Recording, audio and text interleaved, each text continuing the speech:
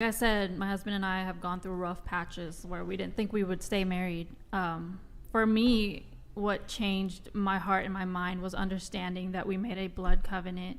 It's not some weird, freaky witchcraft type of thing. It's literally something humans have been doing forever. So, like I said, he was a virgin, I was a virgin when we got married.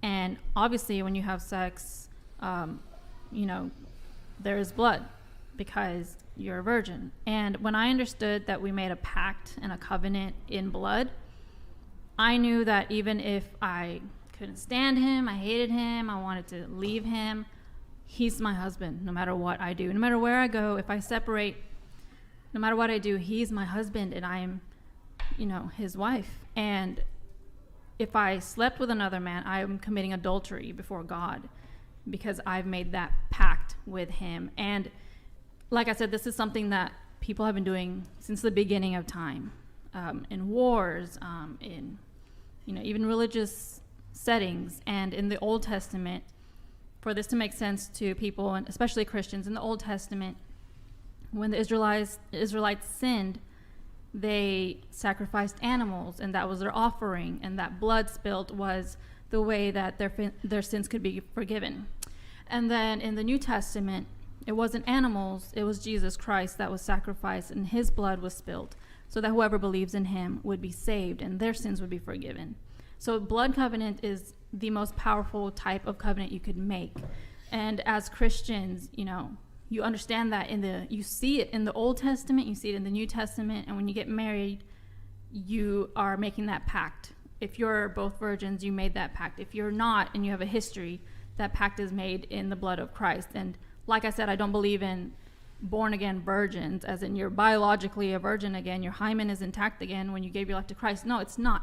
But the blood of Christ forgives you, and you made that covenant with your husband regardless of your past. You made that pact and that covenant in Christ. Does that make sense? So I'm saying all that to say, look, I don't condemn anybody with a past, because like I said, our society is so screwed up. We're 60 years past the sexual revolution. We have a lot of work to do here. But I'm just sharing my perspective that I don't view my marriage based on, you know, our ceremony, our wedding day, or even our wedding ring, or our paperwork that we signed at the government one time for like 30 minutes at their office. We're married because I made a blood covenant with him. And there's no separating that. There's no, what God put together, let no man separate it. And there's no divorce for me. There's no separating for me. There's no adultery for me, because I gave my life to him.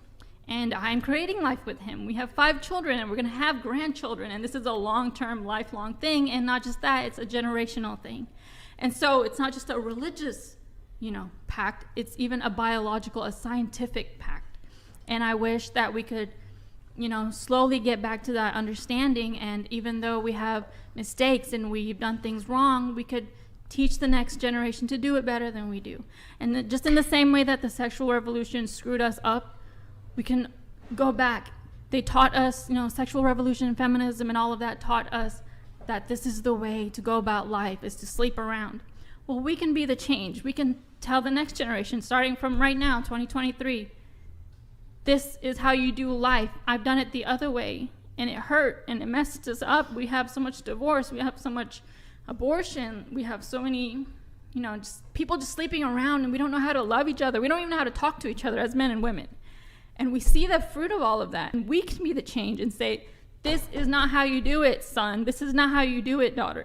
You can be the change. I've tasted the fruit of the sexual revolution, of hookup culture, of this degeneracy, and I don't want you to taste it. I want you to do better than me. And that's what we get to do as, you know, husband and wife, as mother and father. And that's what Lawson and I get to do. That's my husband. That's what we get to do for our children. And then they get to teach their children. And honestly, it feels so helpless because the world is so messed up, but it's not helpless. In the same way that they screwed us up, we can change it. We can change we can change the direction that it's going. And we can change we can change the rhetoric. Does that make sense? You can change it. You see the fruit of it. You don't like it. Be the change. That was moving. Well said. Well said. That was good. Wow. We all have. I'm appreciate not like saying, "Oh, I'm a virgin. I got married when I was, you know, young, and I was a virgin." Like, I don't have any self-righteousness in myself. The only righteousness I have is in Christ. So I'm not better than any of you. Yeah. Well, It's just that we need Jesus and we need to change things and we need better for our children. Does that make sense? Sure, and I appreciate you opening up about that. I mean, just going back though to you mentioned blood covenant and religion and Jesus. I mean,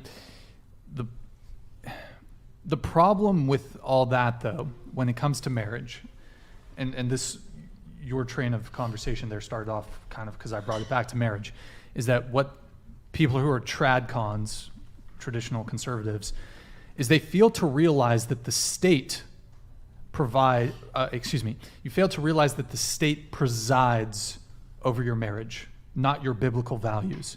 So when the woman is unhappy, she's going to the state, not God. So even women who are godly and pious, even if you're a man and you're godly and pious, it is not a bulletproof path towards an everlasting marriage that is never subject to the negative ramifications of divorce. And even without the paperwork, women can leave, right? If they're just not happy, if the marriage is not healthy, they can just leave, whether or not the man has any money for her to get from the divorce. So the problem is just that men and women, wives and husbands, need to understand each other. And thankfully, my husband and I stayed together because we learned the truth and we learned how to work through our problems, and we didn't divorce. And that's the whole reason why we do any of this stuff online, coaching and all of that, is because we learned some things the hard way and we want to pass on what we learned because it saved our marriage. Does that make sense? Well, and I mean, first off, I obviously want to congratulate you because it sounds like you have a good marriage, and I'm not saying that people can't have good marriages. I guess just my whole thing is that as a guy, it's not a risk. It's a risk, and I think Orion was making a really, really good point here. Is when the financial incentives are there for women to pursue a divorce, it could be like, it looks very tempting to just be like, you know what, I can get all this money. We're arguing, blah, blah, blah. Okay, let me just leave. I can get this money. If you put in front of somebody, okay, I can get paid $50,000 a year. Let's say your man's a high earner. He's going to pay some certain alimony payment. We've heard of astronomical alimony payments in the 6 figures, 7